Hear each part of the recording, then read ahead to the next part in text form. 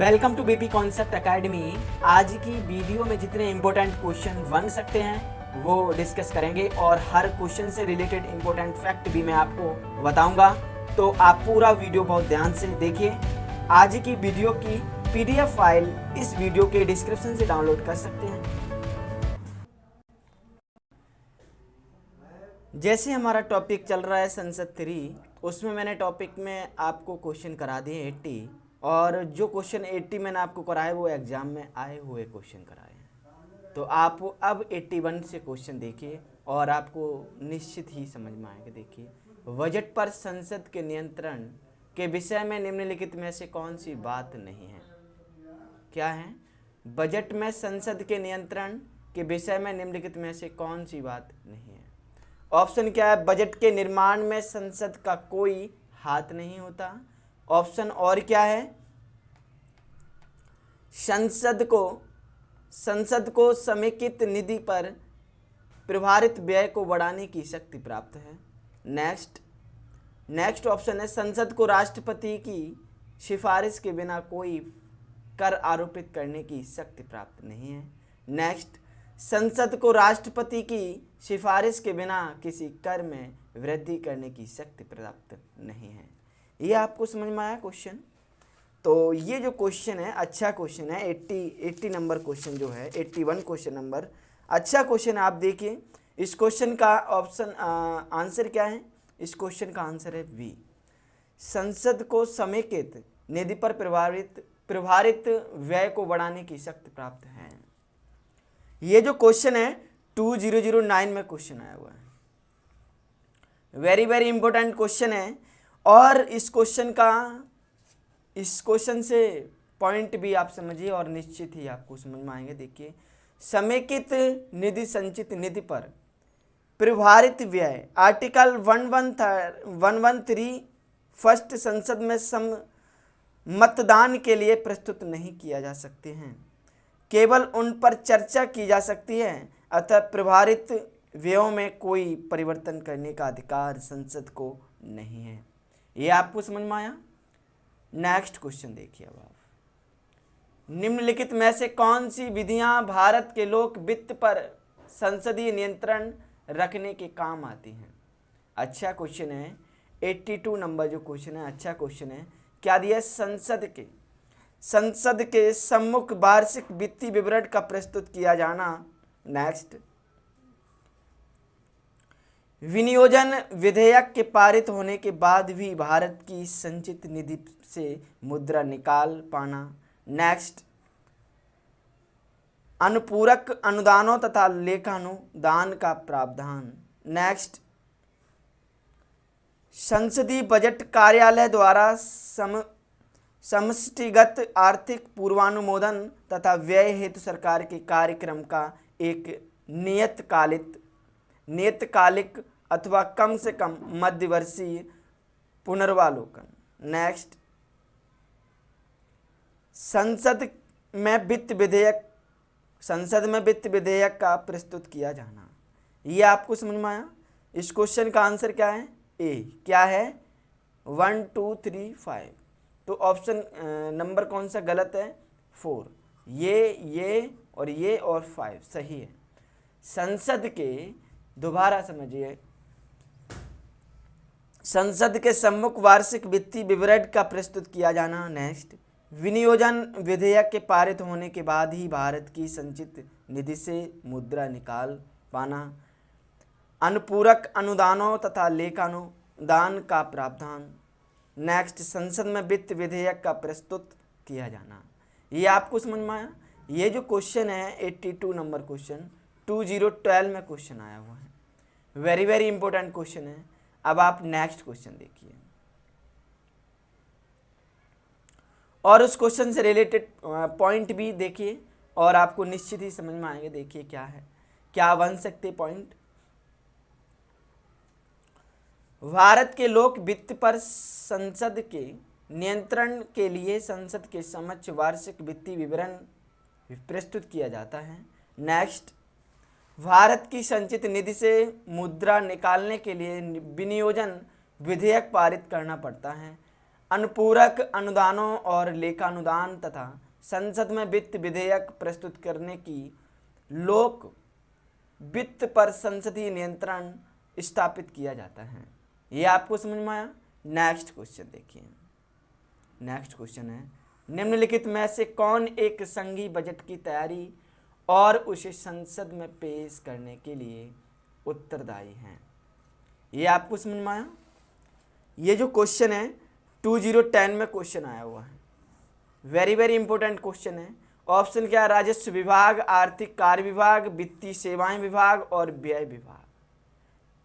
इस क्वेश्चन का आंसर क्या है? बी, आर्थिक कार्य विभाग। सॉरी, क्या है? आर्थिक कार्य विभाग। क्वेश्चन का ऑप्शन क्या सही है? आर्थिक कार्य विभाग। ये आपको समझ में आया। इस क्वेश्चन से पॉइंट भी आप समझिए क्या बन सकते हैं। केंद्रीय वित्त मंत्रालय का आर्थिक कार्य विभाग, department of economic affairs. Next, संघीय बजट की तैयारी और उसे संसद के में पेश करने के लिए उत्तरदायी है। ये आपको समझ में आया क्वेश्चन। तो नेक्स्ट क्वेश्चन देखिए। अब आप सेशन को लास्ट तक देखिए और आपको निश्चित ही समझ में आएगा। देखिए क्या है, यदि वार्षिक बजट लोकसभा द्वारा पारित नहीं होता तो ऑप्शन क्या है? बजट में संशोधन कर यह दोबारा पेश किया जाता है। सुझाव हेतु बजट राज्यसभा को भेज दिया जाता है। संघीय वित्त मंत्री से त्यागपत्र देने के लिए कहा जाता है। नेक्स्ट, प्रधानमंत्री अपनी मंत्रिपरिषद का त्यागपत्र पेश कर देता है। इस क्वेश्चन का आंसर क्या है? डी। क्या है? प्रधानमंत्री अपनी मंत्रिपरिषद का त्यागपत्र पेश कर देता है। अच्छा क्वेश्चन है। इस क्वेश्चन से आप पॉइंट भी समझिए क्या है। 2011 में क्वेश्चन आया हुआ है और इस क्वेश्चन से रिलेटेड पॉइंट भी आप समझिए क्या है। पॉइंट क्या बन सकते हैं? वार्षिक संघीय बजट के लोकसभा द्वारा पारित न होने का तात्पर्य लोकसभा में सरकार के अल्पमत में आ जाने से है। ऐसी स्थिति में प्रधानमंत्री अपनी मंत्रिपरिषद का त्यागपत्र प्रस्तुत करेगा। ये आपको समझ में आया। नेक्स्ट क्वेश्चन देखिए अब आप 85 नंबर। भारत की संसद के संदर्भ में निम्नलिखित कथनों पर विचार कीजिए। गैर सरकारी विधेयक ऐसा विधेयक है जो संसद के ऐसे सदस्य द्वारा प्रस्तुत किया जाता है जो निर्वाचित नहीं है किंतु भारत के राष्ट्रपति द्वारा नामांकित है। नेक्स्ट, हाल ही में भारत संसद के इतिहास में पहली बार एक गैर सरकारी विधेयक पारित किया गया है। इस क्वेश्चन का जो ऑप्शन है वो सही क्या है 85 क्वेश्चन का? न तो फर्स्ट सही और ना ही सेकंड। ये आपको समझ में आ रहा है क्वेश्चन। इस क्वेश्चन का ये जो क्वेश्चन है 2017 में क्वेश्चन आया हुआ है। अच्छा क्वेश्चन है। इस क्वेश्चन से रिलेटेड पॉइंट भी आप समझिए। गैर सरकारी विधेयक उसे कहते हैं जिसे संसद के ऐसे सदस्य द्वारा सदन के पटल पर प्रस्तापित किए जाते हैं जो मंत्री नहीं होते हैं, जबकि सरकारी विधेयक उसे कहते हैं जिसे किसी मंत्री द्वारा सदन के पटल पर प्रस्तापित किए जाते हैं। गैर सरकारी विधेयक भी सदन में एक प्रक्रिया के तहत पेश किया जाता है। गैर सरकारी सदस्यों के विधेयकों तथा संकल्पों संबंधी एक समिति का गठन किया जाता है। इस समिति का गठन लोकसभा में किया जाता है। समिति में कुल 15 सदस्य होते हैं तथा लोकसभा के उपाध्यक्ष इस समिति के अध्यक्ष होते हैं। स्वतंत्रता के बाद से अब तक लगभग दर्जन पर गैर सरकारी विधेयक सदन में पारित हो चुके हैं। ये आपको क्वेश्चन समझ में आया। नेक्स्ट क्वेश्चन देखिए 86 नंबर क्वेश्चन है। निम्नलिखित करों में से किसके अंतर्गत व्यक्ति द्वारा देय पूर्ण धनराशि संविधान द्वारा सीमित कर दी गई? क्या है? निम्नलिखित करों में से किसके अंतर्गत व्यक्ति द्वारा देय पूर्ण धनराशि संविधान द्वारा सीमित कर दी गई है? अच्छा क्वेश्चन है और ये 2002 में क्वेश्चन आया हुआ है और 2004 में क्वेश्चन आया हुआ है। निगम कर, संपदा शुल्क, उत्तराधिकार शुल्क, व्यापार, व्यवसाय एवं तृप्ति कर। और इस क्वेश्चन का आंसर क्या है? व्यापार, व्यवसाय एवं तृप्ति कर। इस क्वेश्चन से रिलेट पॉइंट भी आप समझिए क्या बन सकते हैं। आर्टिकल 276(2) के तहत राज्य को व्यक्ति द्वारा वृत्तियों, व्यापारों, आजीविकाओं और नियोजनों पर करों के रूप में संदेह कुल रकम 2500 रूप प्रति वर्ष 60वें संविधान संशोधन 1988 से 250 रुपये के स्थान पर तक सीमित कर दी गई है। ये आपको समझ में आया? नेक्स्ट क्वेश्चन देखिए। आर्थिक सर्वेक्षण प्रतिवर्ष संसद के प्रस्तुत किया जाता है। 87 नंबर जो क्वेश्चन है ये 2004 में क्वेश्चन आया हुआ। आगामी वर्ष के बजट के प्रस्तुतिकरण के पूर्व, आगामी वर्ष के बजट के प्रस्तुतिकरण के पश्चात, वित्त विधेयक के प्रस्तुतिकरण के पश्चात और उसका बजट के प्रस्तुतिकरण से कोई संबंध नहीं होता। इस क्वेश्चन का जो आंसर है वो है आगामी वर्ष के बजट के प्रस्तुतिकरण के पूर्व। ये आपको समझ में आ गया? इस क्वेश्चन से रिलेटेड पॉइंट भी आप समझिए क्या है। चालू वर्ष का आर्थिक सर्वेक्षण प्रतिवर्ष संसद में आगामी वर्ष के बजट के प्रस्तुतिकरण के पूर्व प्रस्तुत किया जाता है, जिसमें चालू वर्ष में अर्थव्यवस्था के विभिन्न क्षेत्रों की प्रगति एवं गतिविधियों के साथ राजकोषीय विवरण प्रस्तुत किया जाता है। आपको ये क्वेश्चन समझ में आया? नेक्स्ट क्वेश्चन देखिए। लेखानुदान संघ सरकार को अनुमति प्रदान करता है। अच्छा क्वेश्चन है ये, 2004 में क्वेश्चन आया हुआ है।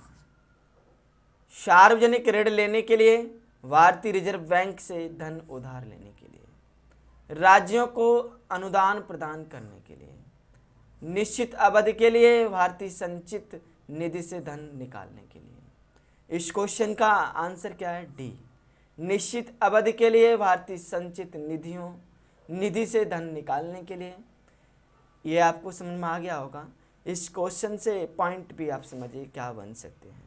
संविधान के आर्टिकल 116 के तहत विनियोग विधेयक के पारित न होने की स्थिति में जब संघ सरकार को धन की आवश्यकता होती है तो लोकसभा को लेखा अनुदान के माध्यम से निश्चित अवधि के लिए भारतीय संचित निधि से अग्रिम निधि प्रदान करने की शक्ति प्राप्त है। ये आपको समझ में आया? नेक्स्ट क्वेश्चन देखिए। 1989 क्वेश्चन नंबर देखिए क्या है। संसद में लेखा के लिए वोट आवश्यक होता है। अच्छा क्वेश्चन है। तो जब सरकार का व्यय राजस्व प्राप्तियों से अधिक होता है। नेक्स्ट ऑप्शन क्या है? बड़े कार्यक्रमों की वित्त व्यवस्था हेतु जिसमें बहुत अधिक मात्रा में धन की आवश्यकता होती है। नेक्स्ट, जब सामान्य बजट के समय सीमा के अंदर पारित होने की आशा नहीं होती है। उपरोक्त में से कोई नहीं। इस क्वेश्चन का आंसर क्या है? सी, जब सामान्य बजट के समय सीमा के अंदर पारित होने की आशा नहीं होती। ये जो क्वेश्चन है 2008 में क्वेश्चन आया हुआ है। वेरी वेरी इंपॉर्टेंट क्वेश्चन है। इस क्वेश्चन से रिलेटेड पॉइंट क्या बन सकते हैं आप समझिए। संविधान के आर्टिकल 116 के तहत विनियोग विधेयक के पारित न होने की स्थिति में जब संघ सरकार को धन की आवश्यकता होती है तो लोकसभा को लेखानुदान के माध्यम से निश्चित अवधि के लिए भारतीय संचित निधि से अग्रिम निधि प्रदान करने की शक्ति प्राप्त है। समझ में आया? नेक्स्ट क्वेश्चन देखिए 90 नंबर क्वेश्चन। लेखानुमोदन और अंतरिम बजट के बीच क्या अंतर है? अच्छा क्वेश्चन है, बहुत ही अच्छा क्वेश्चन है। 90 नंबर जो क्वेश्चन है, ऑप्शन क्या दिया है? स्थायी सरकार लेखानुमोदन के प्रावधान का प्रयोग करती है जबकि कार्यवाहक सरकार अंतरिम बजट के प्रावधान का प्रयोग करती है। नेक्स्ट, लेखानुमोदन सरकार के बजट के व्यय पक्ष मात्र से संबंध होता है जबकि अंतरिम बजट में व्यय तथा आवती दोनों सम्मिलित होते हैं। ये आपको समझ में आया? इस क्वेश्चन 90 नंबर जो क्वेश्चन है, इस क्वेश्चन का आंसर है वी। सही क्या है? Second number. लेखानुमोदन सरकार के बजट के व्यय पक्ष मात्र से संबंध होता है, जबकि अंतरिम बजट में व्यय तथा आबती दोनों सम्मिलित होते हैं। ये आपको समझ में आया? ये क्वेश्चन 2011 में क्वेश्चन आया हुआ है। इस क्वेश्चन से आप पॉइंट भी समझिए क्या बन सकते हैं। बजट प्रक्रिया संपन्न होने अर्थात बजट पर संसद में चर्चा एवं मतदान होने से पूर्व नए वित्त वर्ष का प्रारंभ हो जाने की स्थिति में वित्तीय संसाधनों के लिए संचित निधि से धन निकालने हेतु लेखानुदान संसद में पारित कराया जाता है। यह सरकार के बजट के व्यय पक्ष मात्र से संबंध होता है। लेखानुदान स्थायी एवं कार्यवाहक दोनों सरकारें प्रस्तुत कर सकती हैं। अंतरिम बजट में व्यय तथा आबती दोनों सम्मिलित होते हैं तथा यह चुनाव से पूर्व की कार्यवाहक सरकार तथा चुनाव के बाद की नियमित सरकार दोनों द्वारा प्रस्तुत किया जा सकता है। फरवरी 2009 में तत्कालीन कार्यवाहक वित्त मंत्री प्रणब मुखर्जी ने वर्ष 2009-10 के लिए अंतरिम बजट प्रस्तुत किया था। ये क्वेश्चन आपको समझ में आया? तो सेशन अगर आपको अच्छा लगा हो तो ज़्यादा से ज़्यादा लाइक करें और ज़्यादा से ज़्यादा शेयर करें। मिलते हैं नेक्स्ट। आज की इस वीडियो का टारगेट जरूर याद रखना। आज की वीडियो का टारगेट है ज़्यादा से ज़्यादा लाइक करें, ज़्यादा से ज़्यादा लाइक करें। तो अगर वीडियो अच्छा लगा है, हेल्पफुल लगा है, तब इस वीडियो को लाइक और शेयर जरूर किया करो। और आपके पास जो भी study related group WhatsApp and Facebook group हैं, उनमें आप इस वीडियो को शेयर जरूर कर दिया करो। तो ये था हमारा पॉलिटी से वीडियो। आपको ये वीडियो कैसा लगा तो प्लीज़ कमेंट के जरिए आप बताएं। और अगर अभी तक आपने हमारे चैनल को सब्सक्राइब नहीं किया तो आप सब्सक्राइब जरूर कर लीजिए। आपको इस चैनल से निश्चित ही मदद ही मिलेगी।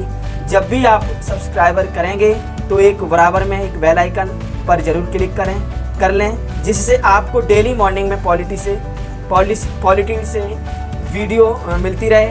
BP concept academy always with you. Thanks for watching.